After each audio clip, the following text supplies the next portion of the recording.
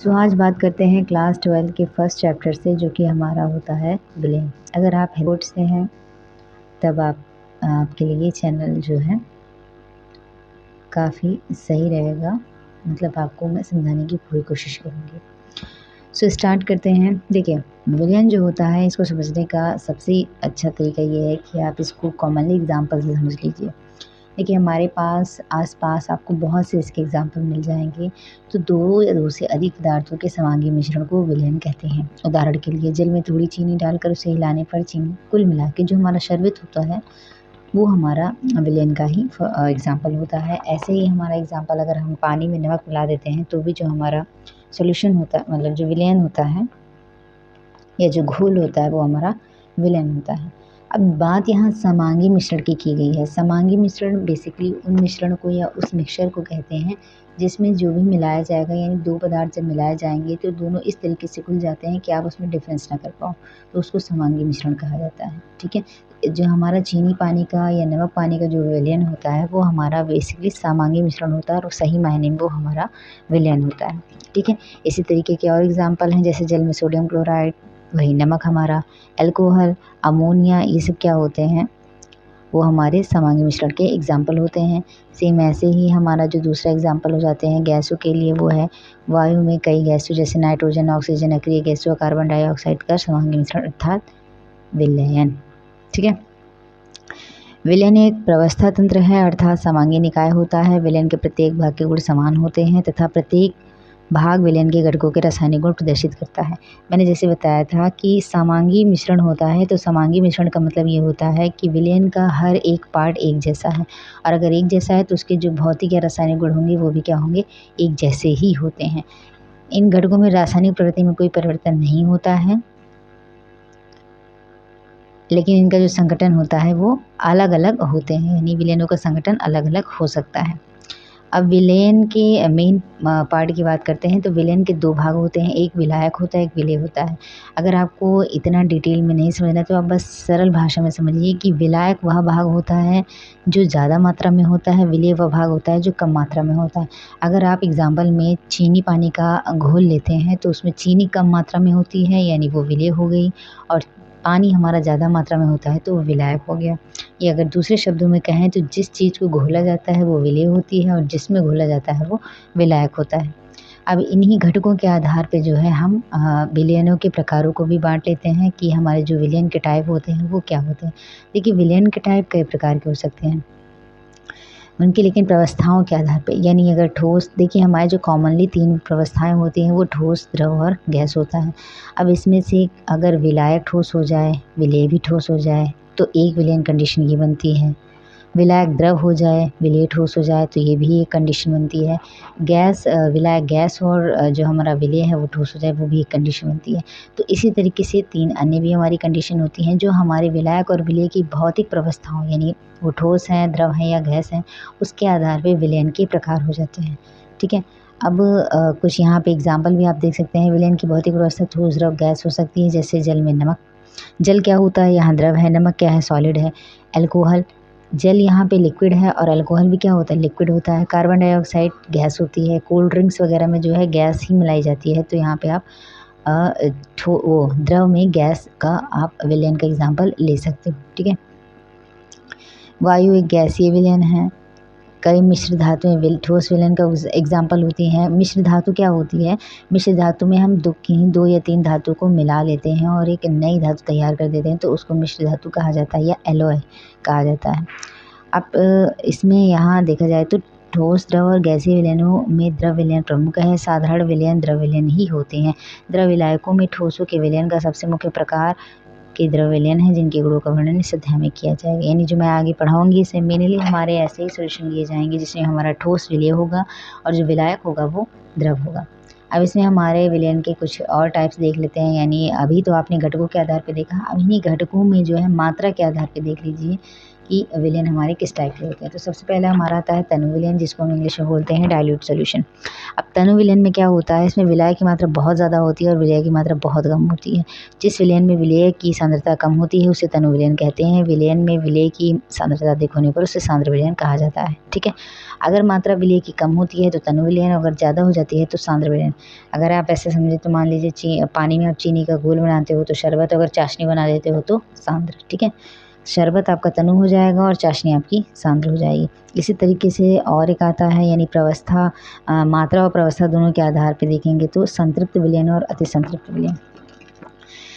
देखिए जो संतृप्त विलयन होता है इसके कॉन्सेप्ट को और अति संतृप्त विलयन के कॉन्सेप्ट दोनों को समझने के लिए आपको बहुत छोटी सी पॉइंट का ध्यान रखना होगा, क्योंकि इसकी जो मात्रा होती है वहीं पे ही आपका मेन आप कंफ्यूज हो सकते हो या आपको कन्फ्यूजन हो सकती है। तो किसी ताप पर जल की एक निश्चित मात्रा में थोड़ी चीनी डालकर उसे हिलाने पर चीनी जल में विलीन हो जाती है। थोड़ी थोड़ी मात्रा चीनी में डालकर विलयन को हिलाते रहने पर चीनी धीरे धीरे जल में घुलती रहती है और अंत में एक ऐसी अवस्था आ जाती है जब चीनी का घुलना रुक जाता है।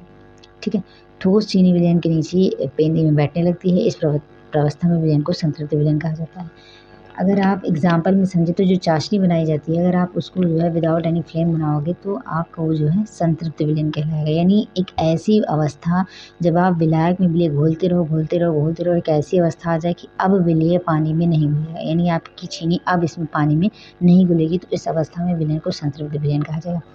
अति संतृप्त एक और आपको वर्ड मिलेगा, अति संतृप्त जो होता है। अति संतृप्त क्या होता है कि इस अवस्था के बाद मान लीजिए आप चाशनी बनाते हो और उसमें आप और चीनी मिलाते जा रहे हो। संतृप्त होने के बाद भी अगर आप मिलाते जा रहे हो तो आप देखोगे हीट करने पर जो बर्तन आपका होता है उसके चारों तरफ जो होता है चीनी इकट्ठा होने लगती है, यानी आप इधर चीनी डाल रहे हो उधर अलग से चीनी बनने लगती है, तो उस जगह पर उसको अति संतृप्त विलयन कहा जाता है। ठीक है, ये आपका अति संतृप्त अवस्था में ये आएगा। ठीक है, अब जान लेते हैं इसमें विलेयता क्या होती है। देखिए विलेयता को समझना थोड़ा इजी भी है और आपको थोड़ा ध्यान भी देना होगा। इसी से जुड़ा हुआ एक आता है हेनरी का नियम, जो कि आपको इस चैप्टर में पढ़ना होता है, जो कि एक आपका इम्पॉर्टेंट रूल होता है। किसी विलायक की एक निश्चित मात्रा में निश्चित ताप पर किसी पदार्थ का एक निश्चित मात्रा विलीन होती है। निश्चित ताप पर किसी पदार्थ के संतृप्त विलयन की सांद्रता को उसकी विलेयता कहते हैं। यानी चीनी में पानी में चीनी आप जितनी घोलते जाओगे जब वो ऐसी अवस्था आएगी कि अब चीनी घुलना बंद हो जाएगी, तब उस अवस्था में तो जो उसकी क्वांटिटी की माप होगी वो क्या होगी, उसकी विलेयता होगी। विलेयता की परिभाषा प्राय निम्न प्रकार से दी जाती है, किसी पदार्थ में वह मात्रा जो निश्चित ताप पर 100 ग्राम विलायक को संतृप्त करने के लिए आवश्यक होती है, पदार्थ की विलेयता कहलाती है। ये जो है ये आपकी स्टैंडर्ड परिभाषा है, जिसको आप मानक परिभाषा कहते हो, ये आपको समझने के लिए बताई जाती है। यानी संतृप्त विलयन के जब तक विलयन संतृप्त नहीं हो जाता है तो वहाँ पे जो क्वांटिटी होती है उस विलायक की, वही मतलब जो उस विलेय की, तो वही उसकी विलेयता होती है।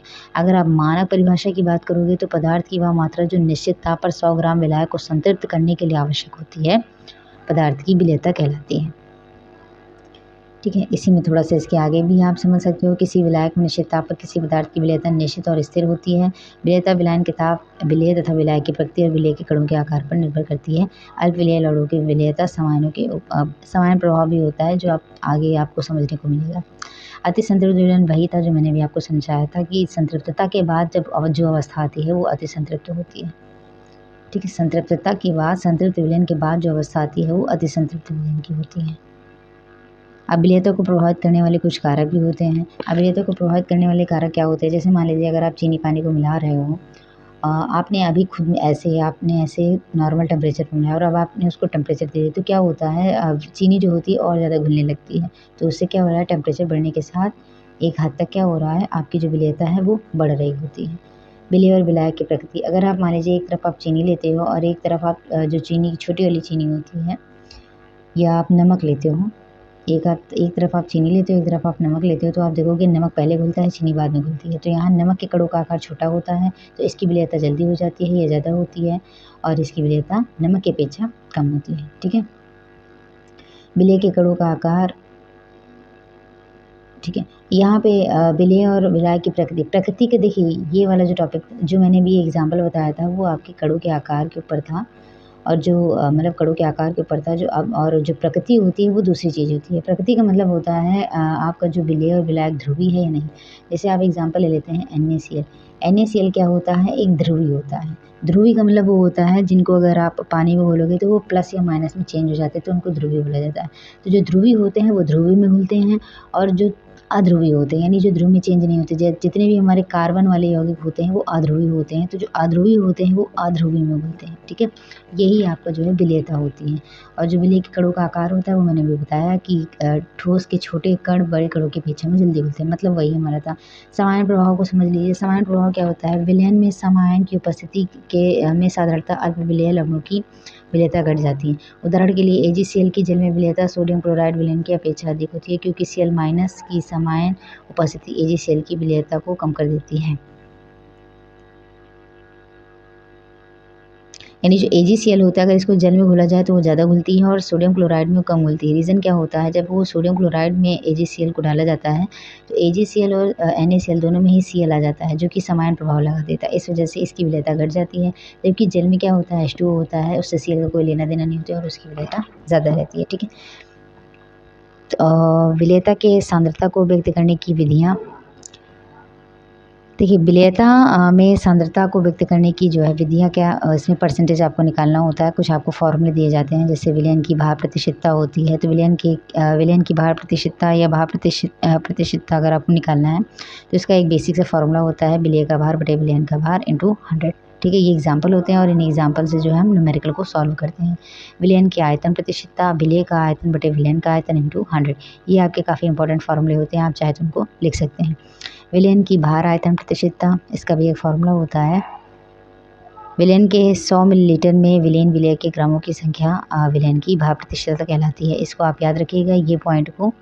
और ppm क्या होता है, पार्ट्स पर मिलियन। देखिए यहाँ पे जो है 10 की पावर 6 इसका मेन रूल होता है। तो ppm में सांद्रता अगर आपको निकाल, देखिए ppm जो होती है बहुत छोटी क्वांटिटी होती है, तो इसके लिए आपको क्या करना होगा, विलेय का भार और विलयन का भार दोनों का रेशियो और इंटू 10 की पावर 6 यानी 10 की घात 6 से करेंगे तो आपका ppm निकल जाएगा, ठीक है। अभी आज जो है आपका हमारा जो आज का टॉपिक था वो यहीं पे ख़त्म होता है। इसी चैप्टर का जो आपका नेक्स्ट वीडियो होगा वो आपको फिर मिलेगा। Thank you for watching.